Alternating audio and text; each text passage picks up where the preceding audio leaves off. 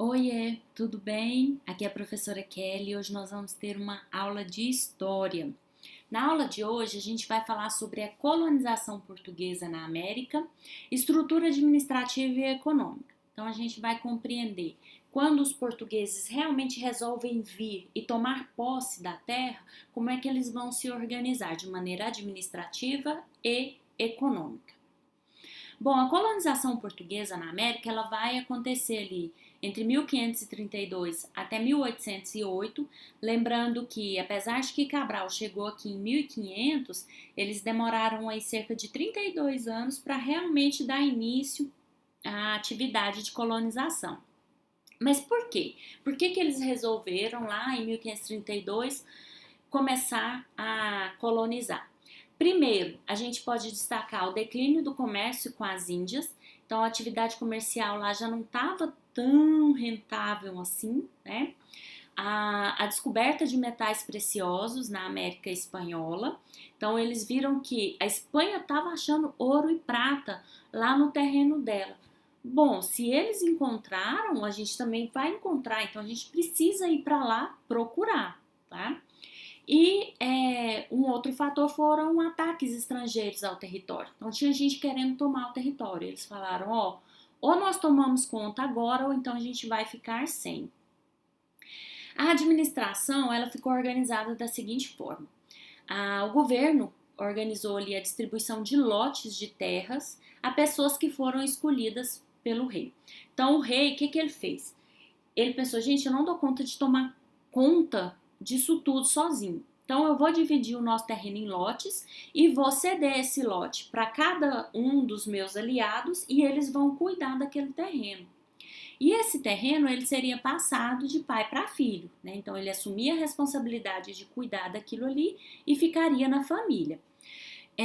Os donatários, que era quem recebia a terra, eles deveriam povoar e prosperar as capitanias. Então, eles tinham que conseguir gente para trabalhar, né? E desenvolver, conseguir tirar dinheiro, tirar lucro ali desses lotes, dessas capitanias.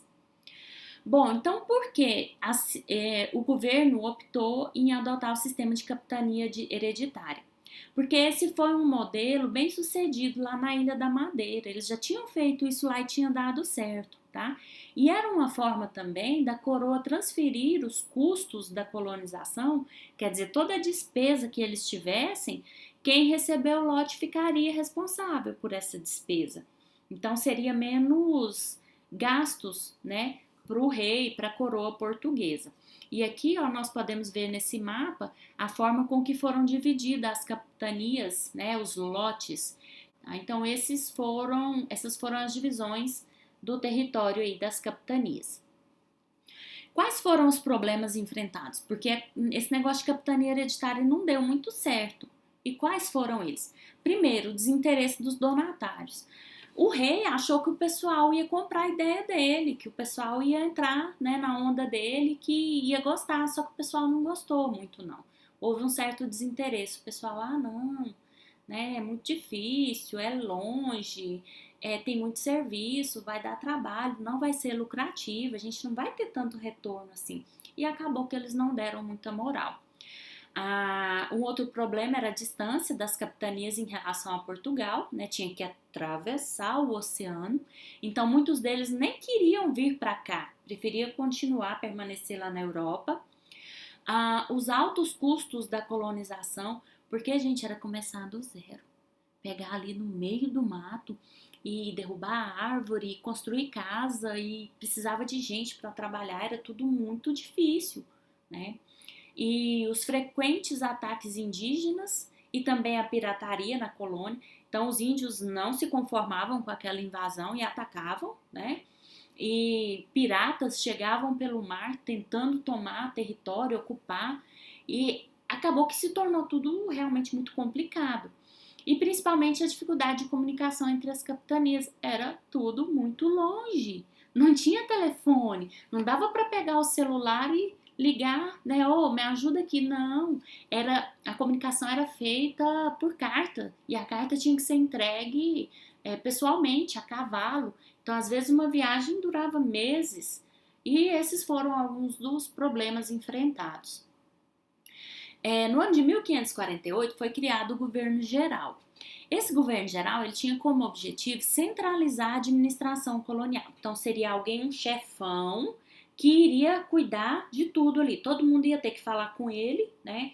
Porque ele ia estar supervisando toda a galera lá. Dentro dessa criação do governo, uma das propostas também era o auxílio aos capitães donatários, então ajudar aquele povo que não estava conseguindo desenvolver, construir, crescer os seus lotes, né, as suas capitanias, e também expulsar a invasão francesa ao Rio de Janeiro. Os franceses, gente, tentaram, eles chegaram a ocupar o território aqui no Brasil, onde hoje é a cidade do Rio de Janeiro. Eles deram o nome lá de França Antártica. Isso durou cerca de 10 anos. Bom, outra coisa a ser analisada é também a presença da Igreja Católica na colônia. Então, a igreja, quando, né, os navios lá, as caravelas vieram, os padres vieram junto. E o objetivo deles era catequizar os índios, ensinar a palavra de Deus, né, ensinar a eles quem era Jesus Cristo, ensinar o evangelho. Foi um encontro entre os padres e os indígenas, marcado por um forte etnocentrismo por parte dos europeus. Os europeus achavam que eles eram, a cultura deles, a religião deles era melhor e que eles tinham que tirar o índio daquela vida, que os padres achavam que tudo que os índios viviam era coisas demoníacas, era coisa errada. Então eles achavam que eles sabiam a verdade e vieram para salvar aquele povo. Essas missões jesuíticas resultou em aldeamentos, né, que objetivavam catequizar os nativos e protegê-los dos colonos. Então os padres eles iam morar lá nas aldeias, né, junto com esses índios.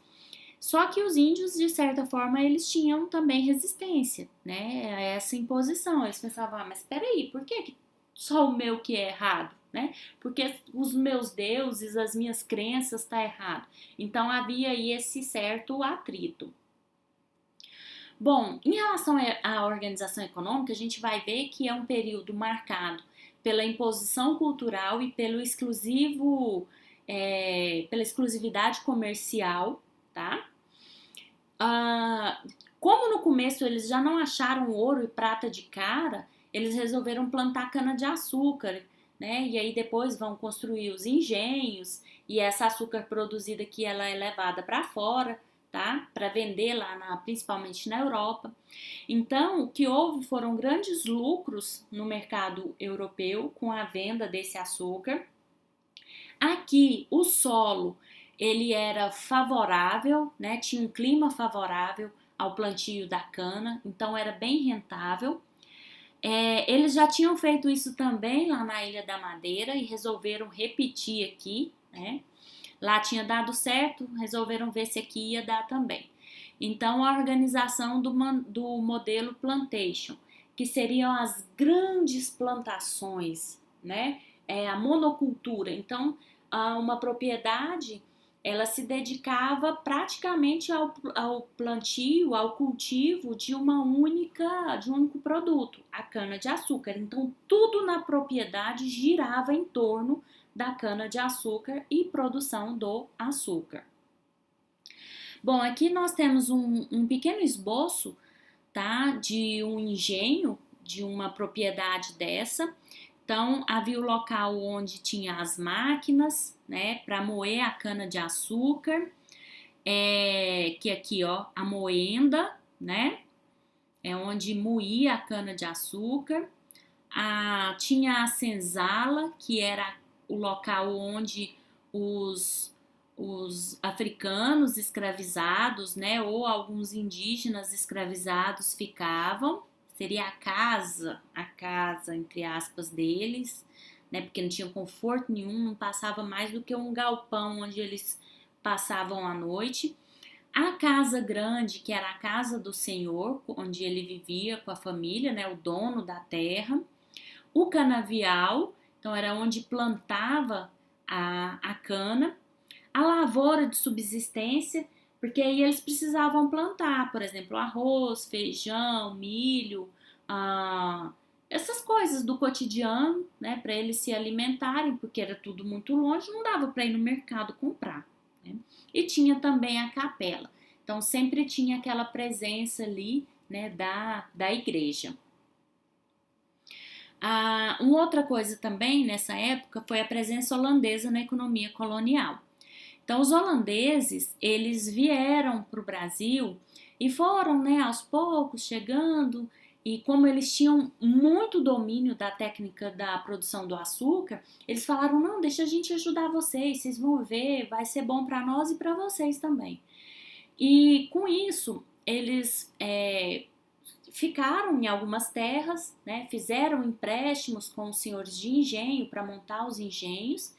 Eles tinham domínio ali do refino do açúcar, né, de pegar aquele açúcar mascavo e refinar ele, pôr ele branquinho, bem bonitinho, igual esse que a gente compra no mercado. E eles atuavam também no transporte do produto para a Europa. Então, os holandeses, eles foram muito importantes nesse início. Depois vai dar uma treta entre eles, a gente vai falar sobre isso mais adiante, tá?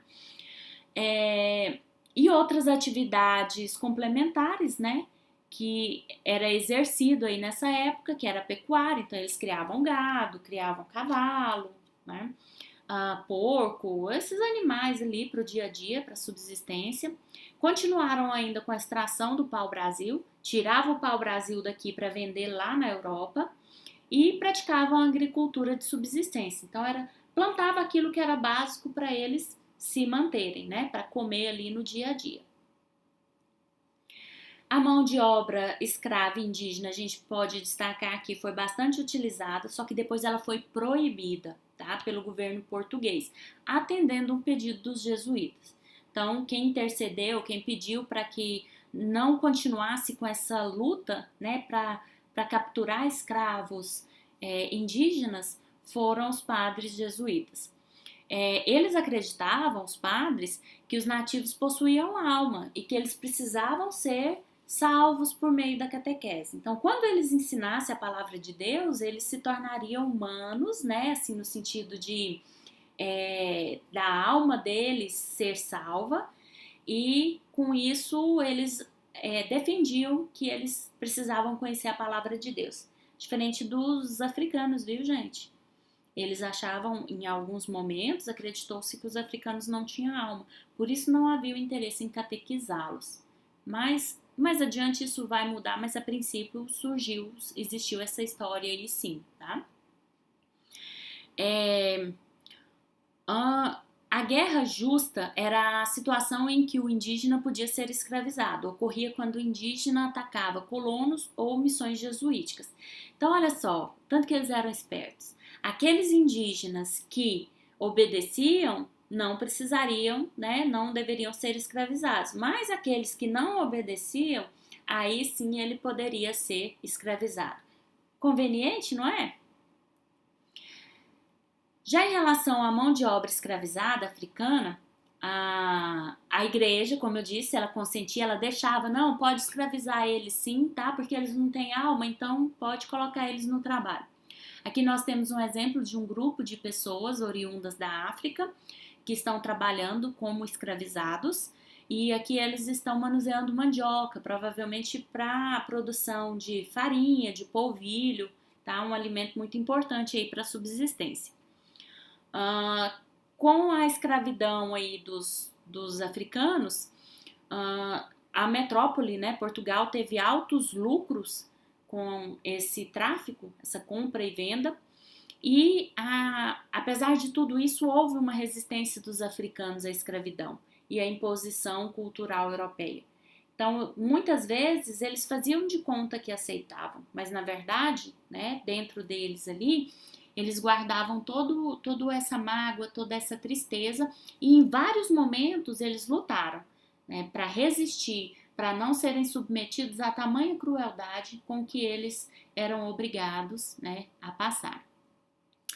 Bom, então é isso. Agradeço vocês por me acompanharem até o final. Espero que tenham gostado. E olha, Um beijão para cada